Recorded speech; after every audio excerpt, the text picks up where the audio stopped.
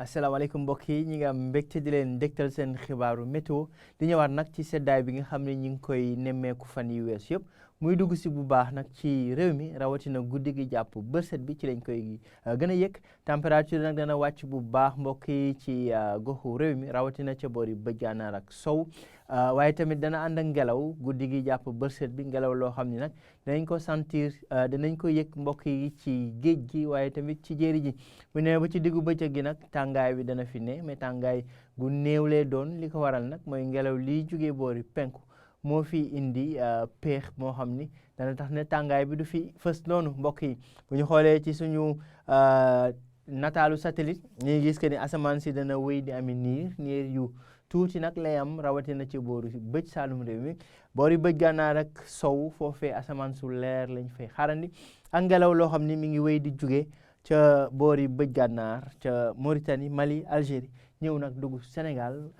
andiwaale nag seddaay bi nga xam ni moom la ñuy yëg jamono yi mbokk yi ci guddi tey gi le asamaan su leer comme niñ ko waxee ci tàmbali gi ak ay niir yoo xam dana fës lool ci boori Casamance waaye tamit diggante Tamba ak boori Kédougou ngelaw lay jógee boori penku indiwaale seddaay bi fukki degré ak juróom ba fukki degré ak ñeent la ñuy xaarandi ci température yi gën a néew ca Thiès waaye tamit Ndar jëm ba boori Podor fukki degré ak juróom ñaar ba juróom ñett la ñuy sentu tamit ci diggu réew mi maanaam diggante Diourbel Fatick Kaolack jëm ba booru Ndakaaru ak Mbuur waaye tamit ca penku réew mi ca Matam ak boori Bakel ñaar fukki degré la ñuy xaarandi ca Ziguinchor Sédhiou Kolda maanaam ca Casamance ak ñaar fukki degré ak benn muy température bi gën a kawe ñu ngi koy xaarandi ca Tambacounda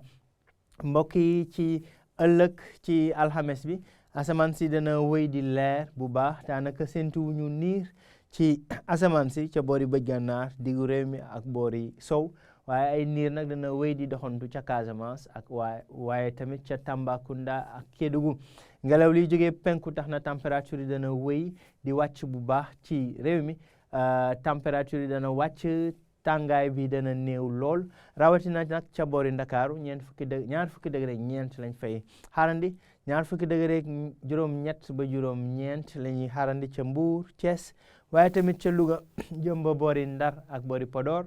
fanweeri degré mbokk yi jëm fanweeri degré ñaar ci li des ci dëkk bi rawatina ca Diourbel Fatick Kaolack ca boori Casamance jëm ba ci Sénégal oriental maanaam Kédougou Tamba waaye tamit Matam ak Bakel température yi gën a kawe mbokk yi ñu ngi koy xaarandi ca Ndukumaan fanweeri degré ak ñett li doon waaye ci tënk daanaka température yi dana néew lool tàngaay bi tamit dana néew ci réew mi